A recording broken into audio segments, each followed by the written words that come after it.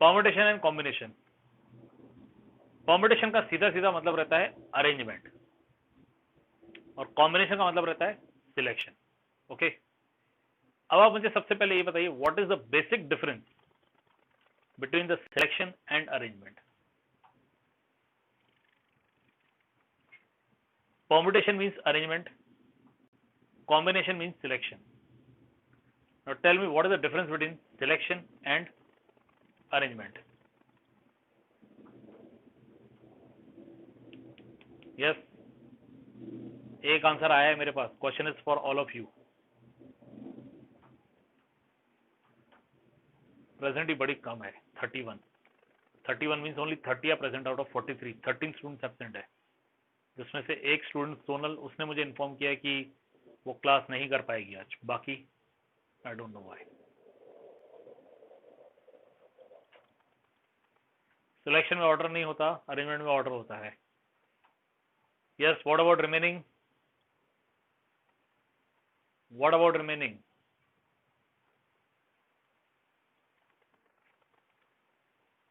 बाकी स्टूडेंट्स के आंसर क्यों नहीं आ रहे हैं?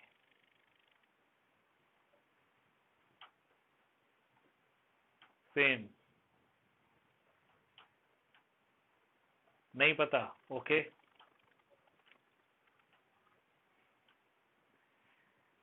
प्रतिका थोड़ा सोचो. Don't know the answer. Okay, अब सेम का मतलब क्या है? डोंट नो द आंसर या फिर पहले जो आंसर आया था वो? अच्छा ठीक है, नहीं पता, कोई बात नहीं, डजंट मैटर, कोई बात नहीं. सी, बहुत ही बेसिक डिफरेंस है और वो है ऑर्डर. बस इनमें सबसे इंपॉर्टेंट जो है ना वो है ऑर्डर. अरेंजमेंट जो है उसमें ऑर्डर रहता है और जो कॉम्बिनेशन है उसमें ऑर्डर नहीं रहता है. There is no such order. Okay, clear? Selection जब हम करते हैं उसमें ऑर्डर नहीं रहता है. फॉर एग्जाम्पल, अगर 15 मेंबर्स है, ठीक है, 15 मेंबर्स एक टीम के और 11 सदस्य टीम बनानी है. We have to prepare a cricket team, you can say, of 11 members. तो फिर हम इसमें से सिलेक्शन करते हैं. 15 हैं, हम उनसे क्या करते हैं? सिलेक्शन करते हैं. ठीक है, अब सिलेक्शन में ऐसा भी हो सकता है कि जो 15 हमारे पास है उन 15 में मान लीजिए भाई 5 जो है वो बॉलर्स हैं, या फिर 4 बॉलर्स हैं, 2 ऑलराउंडर्स हैं, 2 विकेट कीपर्स हैं. ठीक है, 4 2 2 8 ही हो गए और 7 बैट्समैन हैं. ठीक है, मतलब 4 bowlers we are having, 4 regular bowlers we can say, we are having 2 allrounders who can play a good role with bat and ball as well. We are having 2 wicket keepers, okay, and remaining are batsmen. अब हम decide करेंगे हमें कितने batsman चाहिए, कितने bowler चाहिए और wicket keeper किसे लेना है, और अगर हमें एक ऑलराउंडर चाहिए तो, या हो सकता है दोनों ऑलराउंडर चाहिए. That we will be decided. Okay, but in short 15 लोग हैं और आपको 11 सिलेक्ट करने हैं, तो वहां होगा सिलेक्शन प्रोसीजर. ठीक है, वहां होता है सिलेक्शन प्रोसीजर कि हमने इन इनको सिलेक्ट किया. ठीक है, लेकिन जब एक्चुअल गेम में वो जाते हैं खेलने के लिए तब होता है अरेंजमेंट, ऑर्डर. ठीक है, कि भाई कौन है जो पहले जा सकता है, फास्ट बॉलर्स को फेस कर सकता है, ठीक है, या स्ट्राइक ले सकता है. ठीक है, कंडीशंस बने रहते हैं कि आप ऐसे खेल सकते हो, आप ऐसे खेल सकते हो, आप ऐसे खेल सकते हो, आप इस लेवल पे खेल सकते हो, आप इस लेवल पे खेल सकते हो. ठीक है, और अगर इसमें जरा से भी ऊपर नीचे हो जाती है तो मोस्टली तो नुकसान ही होता है. कभी कभी हो जाता है कि प्रॉफिट हो जाए, बट मोस्टली इसमें नुकसान होता है. जिसका एक सीधे से एग्जांपल आप रिसेंटली देख सकते हो. चेन्नई सुपर किंग्स में महेंद्र सिंह धोनी पीछे आ रहे थे तो नुकसान हो रहा था. ठीक है, अगर आप लोग क्रिकेट देखते होंगे तो. ठीक है, मुझे तो इंटरेस्ट है, नो डाउट, मुझे इंटरेस्ट है.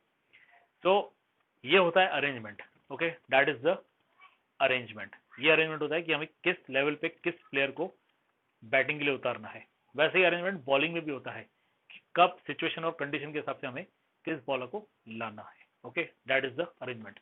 तो उसमें इंपॉर्टेंस रहता है ऑर्डर का. In case of selection there is no such thing of order. In case of arrangement there is importance of order. ठीक है, ये होता है डिफरेंस.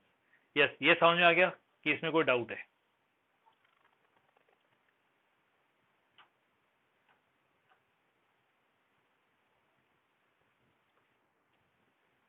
ओके, अब परम्यूटेशन कॉम्बिनेशन में सबसे पहले हम स्टार्ट करेंगे fundamental principle of counting. Okay, ये फंडामेंटल प्रिंसिपल दो तरह के होते हैं.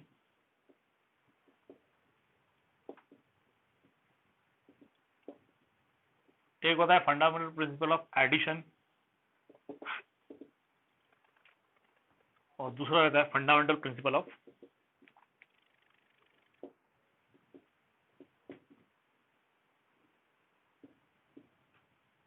Multiplication.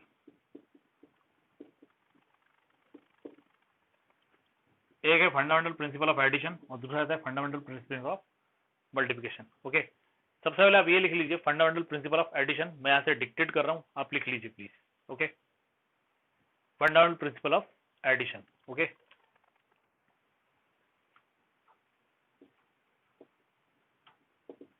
if selection of one object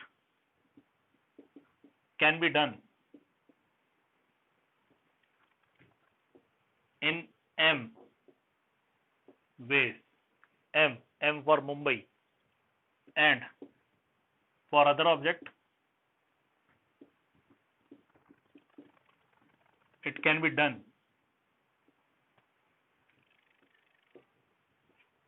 in n ways, n for Nasik. If selection of one object can be done in m ways and selection of another object can be done in n ways, okay, comma, then इसके आगे लिखिए, should I dictate? Then mic किसका on है? Then selection of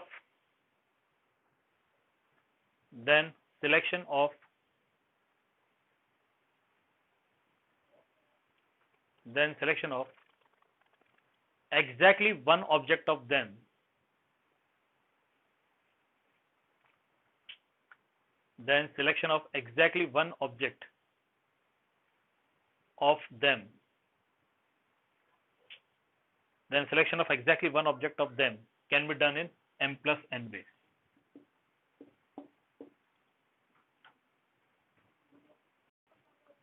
Then selection of exactly one object of them can be done in m plus n ways. एक object को select करने के लिए आपके पास m वेज है, दूसरे ऑब्जेक्ट को सिलेक्ट करने के बाद आपके पास n वेज है, ठीक है। Then to select exactly one of them there are total m plus n ways. ये है fundamental principle of addition. Okay, ये है फंडामेंटल प्रिंसिपल ऑफ एडिशन। अब इस कॉन्सेप्ट को ध्यान से समझिए, ठीक है। Try to understand this concept. Okay, suppose in your family you are planning to buy a vehicle, a two-wheeler vehicle। आप प्लान कर रहे हो कि एक टू व्हीलर व्हीकल परचेस किया जाए, ठीक है। अब ब्रदर साइड जो है वो ये कह रहे हैं कि हमें बाइक चाहिए, ठीक है। सिस्टर साइड जो है वो ये कह रहे हैं कि हमें मोपेड मतलब स्कूटर चाहिए, ठीक है। So one demand is coming for bike, other demand is coming for scooter. अब इन दोनों में क्या लिया जाएगा आपके हिसाब से बताइए?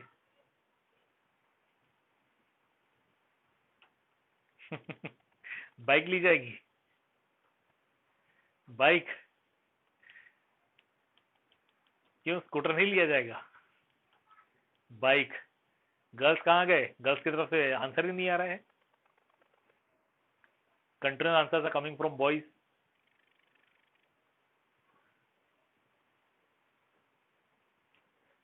जिसका ज्यादा यूज कर सकेंगे वो लिया जाएगा। ओके, अब देखिए जिसका ज्यादा यूज किया जाएगा तो मुझे लगता है फिर स्कूटर का ही चांस ज्यादा रहेगा, क्योंकि जहां तक बाइक का केस है, ठीक है, नो डाउट आज की डेट में गर्ल्स जो है बाइक तो छोड़ो रॉकेट भी चला सकते हैं, ठीक है।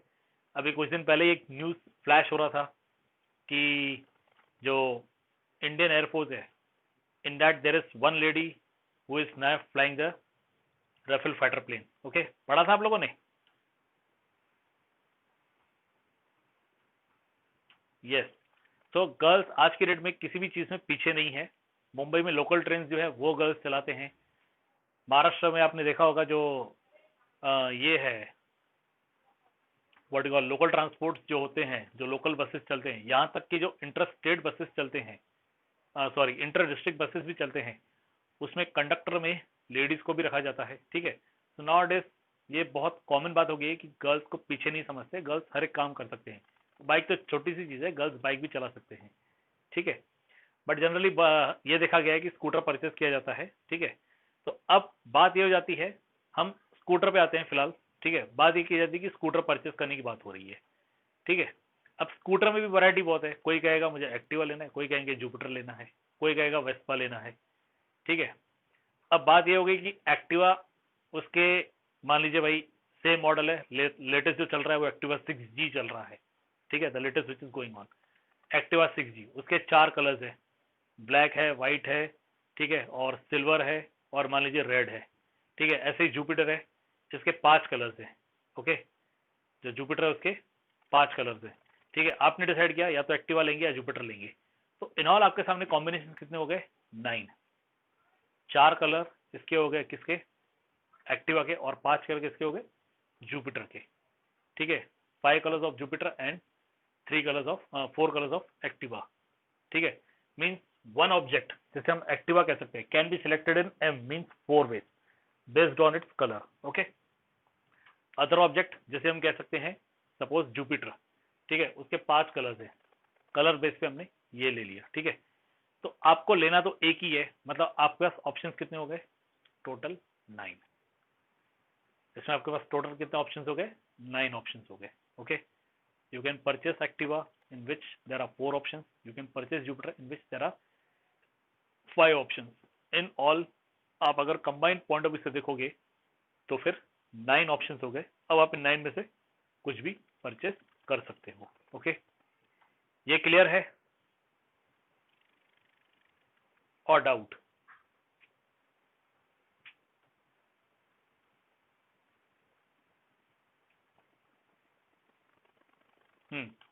दूसरा केस आता है, मैंने एक कलर बेस बताया था, दूसरा केस आता है इसके प्राइस के पॉइंट ऑफ व्यू से। ठीक है, तो प्राइस के पॉइंट ऑफ व्यू से जिसका प्राइस कम दिखाई दे वो भी परचेस हो सकता है। अब नॉर्मली कलर बेस्ड प्राइसेस जो है वो मैंने गाड़ियों में बहुत कम देखे हैं। ठीक है, गाड़ियों में बहुत ही कम मैंने ऐसे देखा है कि कलर बेस्ड प्राइसेस कम ज़्यादा होते हो। ठीक है भाई, इस कलर की गाड़ी चाहिए तो इसका प्राइस इतना रहेगा, इस कलर की चाहिए तो इतना होगा, इस कलर की इतना चाहिए तो इतना होगा। ये बहुत कम देखा है, but model point of view से हो सकता है। भाई एक्टिवा 3G है, एक्टिवा 4G है, एक्टिवा 5G है, एक्टिवा 6G है, तो मॉडल पॉइंट ऑफ व्यू से प्राइस रेंज कर सकता है। बट नाउ डेज होंडा वालों ने ये कर दिया है कि जैसे वो एक नया मॉडल लॉन्च कर रहे हैं, पिछला मॉडल मार्केट में ला ही नहीं रहे हैं। अब जैसे 6G चल रहा है, ठीक है, तो आपको 5G आप कहीं भी होंडा के शोरूम में जाओगे ना, दिखाई नहीं देगा। चलिए, that's not a part. Okay, anyhow, is this clear?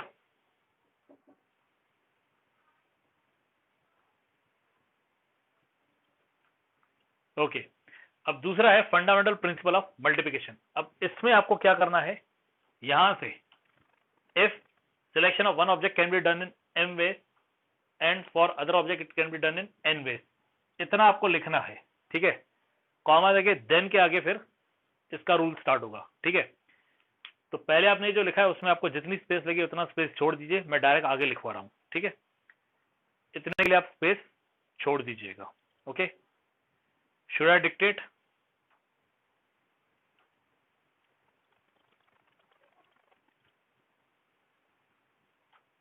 ठीक है, इतने के लिए स्पेस छोड़ दीजिए, उसके आगे लिखिए then, then, then both objects can be selected simultaneously, then both objects can be selected simultaneously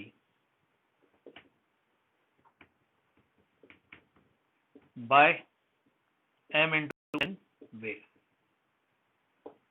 then both objects can be selected simultaneously by m into n ways. Okay, ये है फंडामेंटल थ्योरम ऑफ या fundamental principle of multiplication. then both objects can be selected simultaneously in by m into n ways. Okay, अब इस concept को समझिए जरा, इस concept को समझिए। सपोज आप एक मेंस शोरूम में गए, ओके, सपोज आप एक मेंस शोरूम में गए। अब आपको परचेस करना है एक कंप्लीट ड्रेस, ठीक है। अब डिपेंड करता है कि आप क्या लेना चाहते हो उसके ऊपर, बट आपके माइंड में फिक्स नहीं है कि लेना क्या है, ठीक है। तो आपने सोचा कि चलो भाई कैजुअल शर्ट वो ले लेते हैं, ठीक है। दुकानदार ने आपको एक कैजुअल शर्ट दिखाया, फिर आपने सोचा कि चलो इस कैजुअल शर्ट के ऊपर एक कॉटन जीन्स ले लेते हैं। दुकानदार ने आपको एक कॉटन जीन्स दिखाया, आपने वो एक कैजुअल शर्ट एक कॉटन जीन्स उठाया और परचेस करके चले आए। यही करोगे?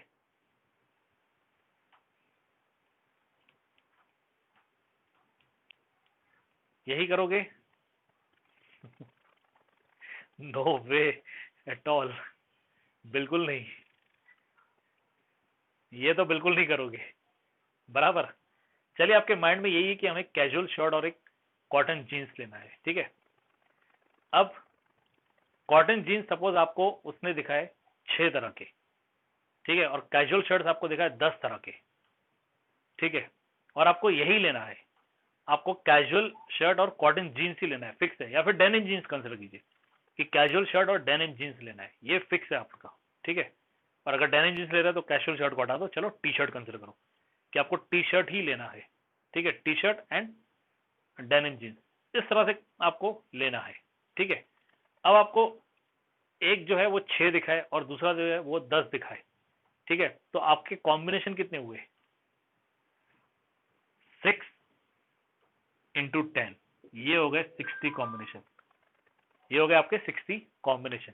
भाई ये टी शर्ट है, इस टी शर्ट पे ये कॉटन जीन्स या ये डेनिम जीन्स जो भी है, ये या फिर ये आप हर तरह की पॉसिबिलिटी चेक करोगे, क्लियर। तो आपके कॉम्बिनेशन कितने बने? 60। तो ये है फंडामेंटल प्रिंसिपल ऑफ मल्टीप्लिकेशन। मुझे लगता है अब इसमें मुझे ज्यादा एक्सप्लेन करने की जरूरत नहीं है। I think you got it.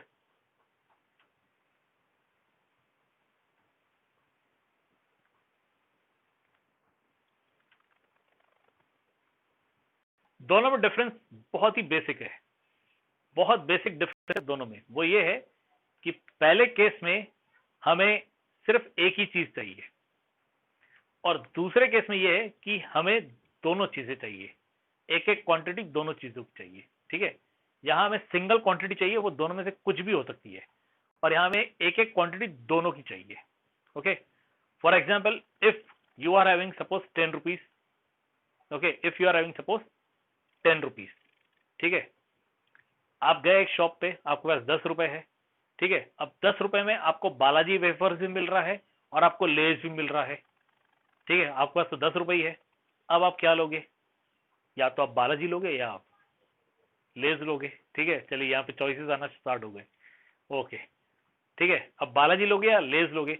अब बालाजी वेफर में सपोज 4 प्रकार हैं और लेज है उसमें सपोज 5 प्रकार है, लेकिन आपको लेना तो एक ही है, ठीक है। तो आप बालाजी या लेज जो भी लोगे और उसके 4 डिफरेंट टाइप्स और इसके 5 डिफरेंट टाइप्स, लेकिन आप लेना एक ही है, तो आपके पास 9 डिफरेंट टाइप्स है and you will purchase any one, clear. लेकिन यही आपके पास 20 रुपीज है। अब आपके पास ये है कि आपको एक बालाजी लेना है और एक लेज लेना है। आपको अपने लिए एक लेना है और आपको अपने ब्रदर या सिस्टर के लिए एक लेना है, और जो आप अपने लिए ले रहे हो वो प्रोडक्ट आपके ब्रदर या सिस्टर को पसंद नहीं है, उसको दूसरा प्रोडक्ट पसंद है। Means you will purchase 1 Balaji and 1 लेज। तो बालाजी के लिए 4 चॉइसेस थे, वही है। लेज के लिए 5 चॉइसेस, वही है। बट आपको अब दोनों में से एक एक परचेस करना है, तो 4 × 5 you have 20 combination, okay, clear. बस यही बेसिक डिफरेंस है दोनों में, और कोई डिफरेंस नहीं है। डिफरेंस ये है कि इसमें टोटल जितने हैं उसमें से आपको एक ही परचेस करना है, और यहां ऐसा है कि 2 डिफरेंट टाइप है, दोनों में से एक एक परचेस करना है, okay. Have you got the difference now? यदि कोई डाउट है तो आप पूछ सकते हैं।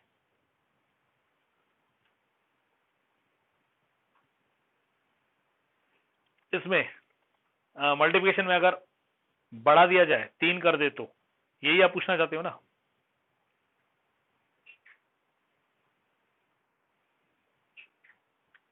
हाँ, मतलब आप एडिशन पूछ रहे हो कि मल्टीप्लिकेशन पूछ रहे हो? सेम कॉम्बिनेशन हम कहीं भी कर सकते हैं, उसमें कोई प्रॉब्लम नहीं है। ठीक है भाई, एक बालाजी था और एक लेस था और एक हल्दीराम भी आ गया। ठीक है, एक बालाजी है, एक लेस है और एक हल्दीराम है। ठीक है, तो 3 रहेंगे तो मल्टीप्लिकेशन होगा तीनों में। फॉर एग्जाम्पल, आपने एक what you call, you purchased formal shirt suppose. ठीक है, आपने एक फॉर्मल शर्ट लिया और आपने एक या कैजुअल शर्ट लिया और एक कॉटन जींस लिया। ठीक है, वो कॉम्बिनेशन थे। अब इसके ऊपर आपको वेस्ट कोट भी चाहिए। ठीक है, इसके ऊपर आपको वेस्ट कोट भी चाहिए और वेस्ट कोट के लिए आपके सपोज और 4 प्रकार दिखा दिए। ठीक है, तो यहाँ पे मल्टीप्लाई बाय 4 भी हो जाएगा फिर से। ठीक है, मीन्स आपके पास 6 कैजुअल शर्ट थे और 10 ये थे कॉटन जीन्स थे, और अब आपको उसके साथ वेस्ट कोट भी चाहिए, तो 4 ये भी जुड़ गए। ठीक है, तो इंटू 4 हो गया, तो ये 240 हो गया। इसे आप और चाहो तो बढ़ा सकते हो। ठीक है, जैसे आप चाहो तो और बढ़ा सकते हो। अब बढ़ाना है इसे, तो ये कितने भी हो सकते हैं, बिल्कुल आप इसे और बढ़ा सकते हो। अब आपको उस पर टाई भी चाहिए सपोज। ठीक है, तो आपने 10 तरह के और टाई देख लिए, ये कॉम्बिनेशन बढ़ गया, 2400 हो गया। ठीक है, अब इस पे आपको शू भी देखना है, मल्टीप्लेक्स में हो, किसी बड़े मॉल में हो, वहां पे आप गए हो, इसके साथ आपको शू भी देखना है, तो 5 डिफरेंट टाइप के आपने शूज भी देख लिए। जितना मम्मी मारेगी, नहीं मारेगी मम्मी, डोंट वरी। ठीक है, मम्मी नहीं मारेगी, कोई बड़ा इवेंट होगा इसीलिए परचेस करोगे। ओके, अब क्लियर है? Yes, is it clear now? Okay, आगे बढ़े, आगे प्रोसीड करें अभी। ओके, मम्मी नहीं मारेगी, टेंशन मत लो। कोई बड़ा इवेंट होगा तभी आप सब ये सब चीजें परचेस करोगे, उल्टा उस वक्त नहीं परचेस करोगे तो मम्मी मारेगी।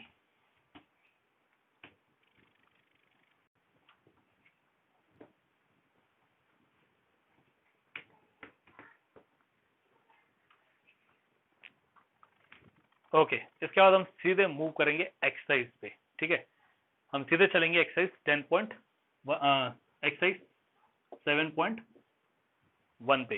We will jump on straight away exercise 7.1। इसके फंडामेंटल थ्योरम है और इसका वर्किंग फंडामेंटल थ्योरम का कैसा है वो इंपॉर्टेंट है। इसका एग्जाम्पल जो मैंने आपको दिया वो इंपॉर्टेंट है। अगर आपको ये क्लियर है then we will straight away move to a exercise 7.1। Okay, अब सबसे पहले वो लोग रिस्पॉन्ड कीजिए जिनके पास टेक्स्ट बुक या पीडीएफ फाइल नहीं है। यस वाला रिस्पॉन्स मुझे नहीं चाहिए, सिर्फ नो वाले बताइए।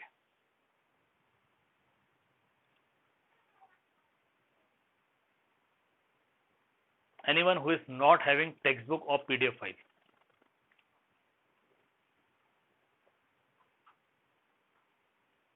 चलिए, अभी तक कोई रिस्पॉन्स नहीं आया। ठीक है, अब यस का रिस्पॉन्स आप कर सकते हो। सबके पास है टेक्स्ट बुक और PDF file? Okay, so exercise 7.1, see the first question.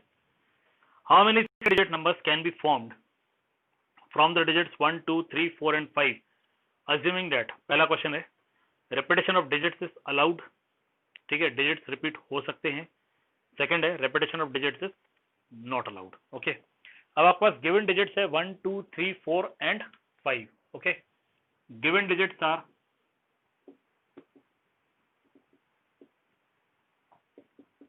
1, 2, 3, 4 and 5। These are the given digits। okay, form 3-digit number।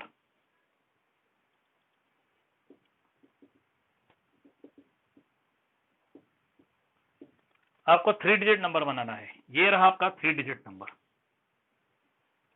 ठीक है, ये आपका 3-digit नंबर। 3 digit में एक टेंस, एक यूनिट पोजीशन रहता है, जैसे हम वंस पोजीशन भी कहते हैं, एक टेंस पोजीशन रहता है और एक 100 पोजीशन रहता है। इसमें फर्स्ट है repetition of digits is allowed.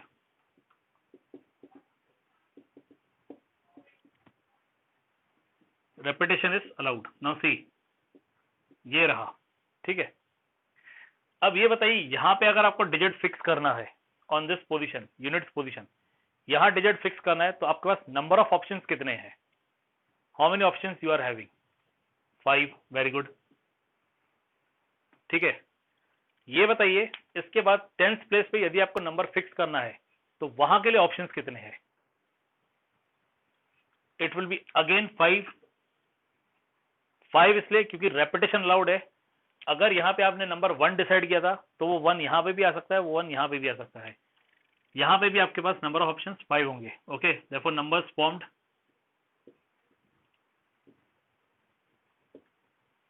It is equal to 5 into 5 into 5 which is 125, ये आ जाएगा। ओके, और जब रेपिटेशन अलाउड नहीं है,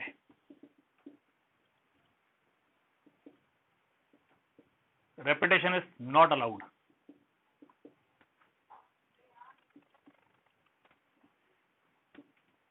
जब रेपिटेशन अलाउड नहीं है तब जो पहला यूनिट्स पोजीशन है, ओके, जो पहला है यूनिट्स पोजीशन, वहां पे टोटल आपके पास 5 ऑप्शन आएंगे। Okay, there are 5 different ways by which you can adjust और choose a number. Okay, tens position के लिए 4 हो जाएंगे, टेंस पोजीशन के लिए 4 हो जाएंगे। 4 क्यों हो जाएंगे? क्योंकि यूनिट पोजीशन पे जो डिजिट डिसाइड हो चुका है उसे हमें रिपीट नहीं करना है, that digit will not be repeated. अब क्योंकि हमें वो डिजिट रिपीट नहीं करना है, ओके, इसलिए जो नेक्स्ट पोजीशन है वहां पे नंबर ऑफ ऑप्शंस हमारे लिए 4 हो जाएंगे। और इसी तरह से जब हम 100 वाली पोजीशन पे आएंगे तो इससे पहले यूनिट और टेंस पोजीशन पे जो डिजिट्स डिसाइड हो चुके हैं उन्हें हम इधर रिपीट नहीं कर सकते हैं, तो यहाँ पे नंबर ऑफ ऑप्शन 3 हो जाएंगे। ओके, तो total number formed, this is equal to 3 into 4 into 5, 4 5 20 into 3 60, ये आएगा इसका answer. Okay, you will get this as answer. तो पहले केस में आंसर 125 आ रहा है, जहां पे रेपिटेशन अलाउड है, डिजिट्स दिए हुए नंबर रिपीट हो सकते हैं, मतलब नंबर 111 आ रहा है तो भी चलेगा, तीनों 1 रिपीट हो रहे हैं। अगर नंबर 112 आ रहा है तो भी चलेगा, 1 2 बार रिपीट हो रहा है, and it is valid for all. कोई भी डिजिट 3 बार रिपीट हो सकता है, कोई भी डिजिट 2 बार रिपीट हो सकता है कि डिजिट रिपीट ना हो, पहले केस में वो है। तो total number formed is 125। Okay, and second case repetition बिल्कुल अलाउड नहीं है, मतलब 111 टाइप का नंबर नहीं चाहिए, 112 टाइप का भी नंबर नहीं चाहिए, कोई भी डिजिट एक से ज्यादा बार रिपीट नहीं होना चाहिए। ऐसे केस में नंबर्स फॉर्म्ड हो जाएंगे 60। Okay, yes, any doubt in this?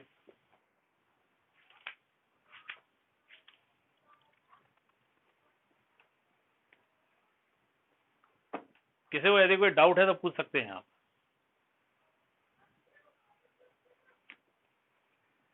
Okay, second question आपका होमवर्क रहेगा, इजी है। How many 3 digit even numbers can be formed from the digits 1 2 3 4 5 6 if digits can be repeated. इसमें एक वर्ड पे ध्यान दीजिएगा, यहाँ पे इवन नंबर दिया है, ठीक है। आप ये बताइए किसी भी नंबर को हम इवन कब कह सकते हैं? किसी भी नंबर को, सिंगल डिजिट हो, डबल डिजिट हो, ट्रिपल डिजिट हो, 4 डिजिट हो, डिविजिबल बाय 2 होना चाहिए, वेरी गुड। और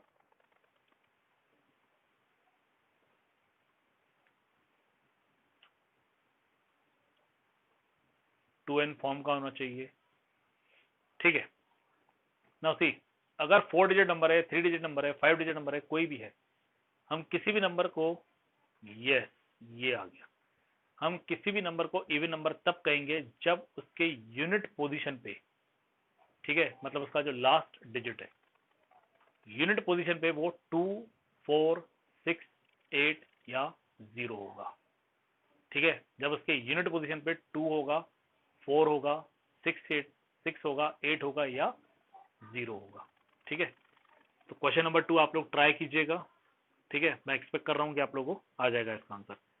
third, how many 4 letter code can be formed using the first 10 letters of English alphabet if no letter can be repeated। इसमें दिया how many 4 letter code, code आपको पता है क्या रहता है, ठीक है। और इसमें यूज आपको पहले के 10 इंग्लिश लेटर्स यूज करने हैं और कोई भी रिपीट नहीं होना चाहिए, बहुत इजी है। कोई डायरेक्ट आंसर बताएगा इसका?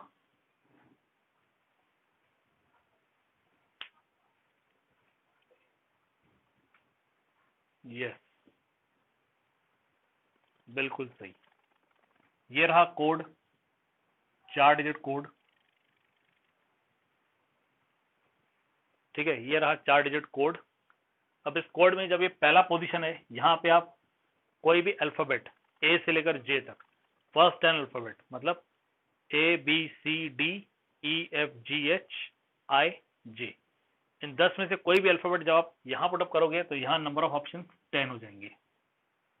अब सपोज आपने यहाँ पे जो भी अल्फाबेट पुटअप किया उसे आपको रिपीट नहीं करना है, ठीक है, तो अगले केस में नंबर ऑफ ऑप्शन 9 हो जाएंगे, उसके अगले में 8, उसके अगले में 7। ओके, 10 इंटू 9 इंटू 8 इंटू 7, ठीक है।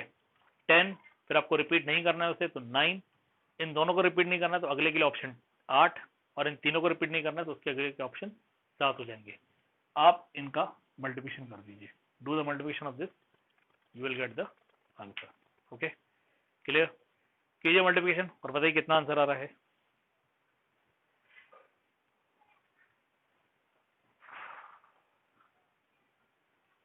Five 5040, okay.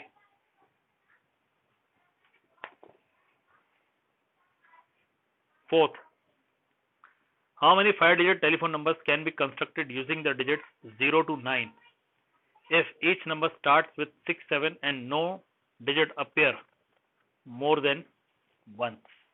Okay, मतलब एक बार फिर रेपिटेशन अलाउड नहीं है।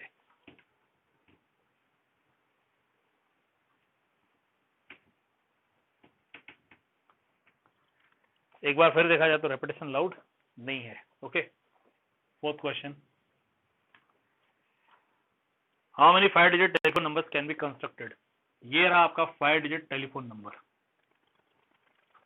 स्टार्टिंग विथ 6, 7 दिया तो पहला 6 फिक्स है, दूसरा 7 फिक्स है, बाकी रह गया आपके ये डिजिट, ठीक है, बाकी रह गया ये डिजिट।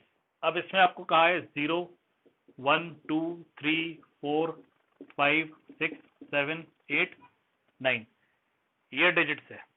ओके, अब आपको यहाँ फिक्स करने 3 डिजिट्स और ये कोई भी डिजिट रिपीट नहीं होना चाहिए, तो रिपीट पॉइंट ऑफ व्यू से ये 6 और 7 तो कट हो गए हमारे, ठीक है, 6 और 7 ऑलरेडी हमारे कट हो गए। क्यों? क्योंकि यहाँ पे 6 और 7 आ चुका है। Okay, we have already got the number 6 and 7, रह गए ये 3, और आपके पास डिजिट सब कितने हैं, 1, 2, 3, 4, 5, 6, 7, 8, आपके पास 8 डिजिट्स है और 3 पोजीशंस आपको फिक्स करने हैं, ठीक है। तो इसमें नंबर ऑफ ऑप्शंस आपके 8 हो जाएंगे। जो भी डिजिट यहाँ पे आएगा उसे आपको रिपीट नहीं करना है, तो अगले केस में 7 हो जाएगा, और जो भी यहाँ पे आएगा वो रिपीट नहीं करना है तो अगले केस में 6 आ जाएगा। Okay, so you get 8 into 7 into 6,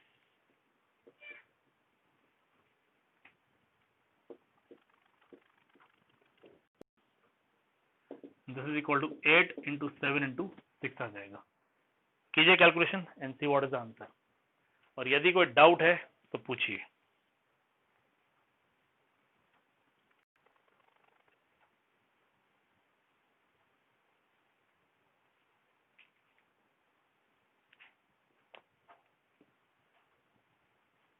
yes, किसी को कोई doubt?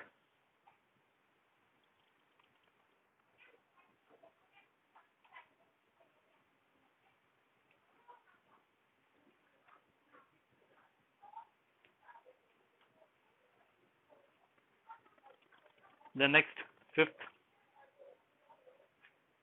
a coin is tossed 3 times and the outcomes are recorded. How many possible outcomes are there? Probability का क्वेश्चन है, 10th स्टैंडर्ड में आप लोगों ने किया होगा। बताइए आंसर, डायरेक्ट आंसर बताइए।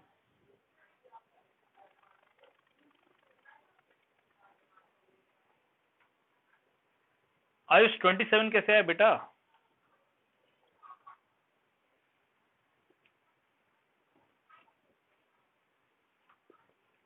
How will get the answer 27? A coin is toss 3 times, एक कॉइन को 3 बार टॉस किया गया है। कॉइन में पॉसिबल आउटकम कितने रहते हैं? एक कॉइन में कितने पॉसिबल आउटकम रहते हैं? 2। इसको 3 बार टॉस किया जाएगा तो सीधे 2 टू द पावर 3 आ जाएगा, answer 8। Okay, last, given 5 flags of different color, how many different signals can be generated if each signal requires the use of 2 flags? अब आप लोग बताइए।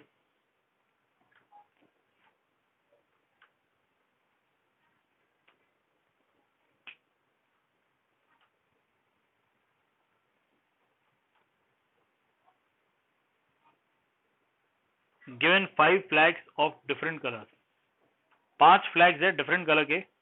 How many different signals can be generated if each signal requires the use of 2 flags, one below the other?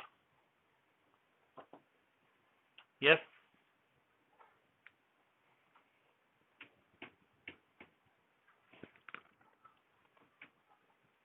$25 नहीं आएगा answer.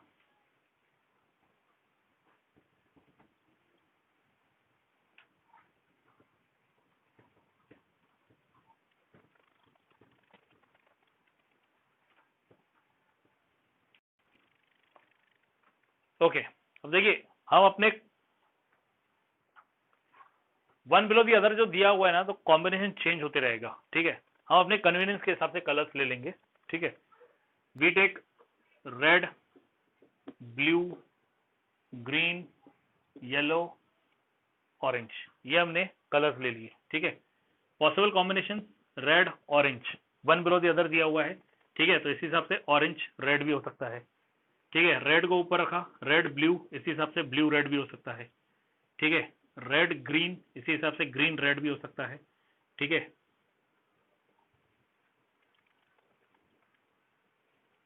Red orange, red blue, red green, red yellow, इसी हिसाब से yellow red भी हो सकता है. ठीक है, अब इन कॉम्बिनेशन में आप देख लीजिए, यहाँ पे जो कॉम्बिनेशन है इसमें अब एक भी ऐसा कॉम्बिनेशन नहीं रह गया जिसमें रेड ऊपर और ऑरेंज, सॉरी, रेड ऊपर हो और नीचे कोई और दूसरा कलर हो, क्योंकि सारे कॉम्बिनेशन हमने यूटिलाइज कर दिए. हमने रेड को ऊपर रखा, ऑरेंज नीचे, ब्लू नीचे, ग्रीन नीचे और येलो नीचे, ये हो गया. और इनको हमने रिवर्स भी कर दिया. ठीक है, तो अब ऐसा कोई कॉम्बिनेशन है जिसमें आर ऊपर आए, रेड ऊपर आए? Is there any other combination with red coming up and other colour coming down? Yes.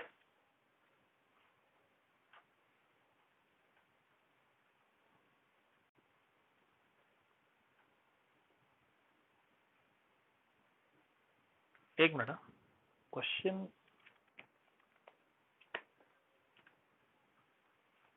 नहीं, क्वेश्चन सही है. ठीक है, अब हम ब्लू को ऊपर लेंगे. ब्लू ऊपर आ गया. ठीक है, नीचे ग्रीन, ब्लू ऊपर, नीचे येलो, ब्लू ऊपर और नीचे ऑरेंज.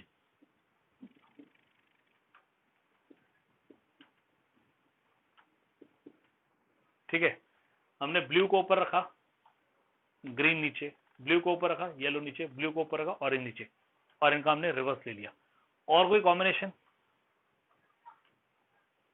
जिसमें ब्लू को ऊपर रखना है? ब्लू रेड, दैट्स गुड बेटा, वो यहां रहा. ब्लू रेड वाला कॉम्बिनेशन यहां आ चुका है. ठीक है, जो मैंने रिवर्स करके नीचे लिखा था ना, वहां आ चुका है. Blue green, blue yellow, blue orange, और ये रहा ब्लू रेड. अब बताइए,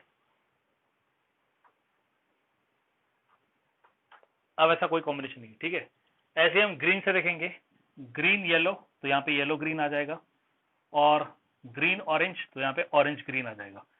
बाकी रहा ग्रीन रेड, ये रहा ग्रीन रेड, और ग्रीन ब्लू, ये रहा ग्रीन ब्लू. ओके, और लास्ट आपका आ जाएगा येलो ऑरेंज, और ये ऑरेंज येलो. ठीक है, तो ये हो गए. ये आप काउंट करोगे तो ये टोटल आपके 20 कॉम्बिनेशन है. 1 2 3 4 5 6 7 8 9 10. 10 कॉम्बिनेशन ये है और 10 नीचे आप देख सकते हो. ठीक है, इसमें ऑर्डर का इंपॉर्टेंस है. रेड ऑरेंज है तो उल्टे में ऑरेंज रेड हो जाएगा, इसलिए 20 कॉम्बिनेशन आपके बनेंगे. इसमें कोई डाउट है तो पूछिए. If you are having any doubt in this, please ask.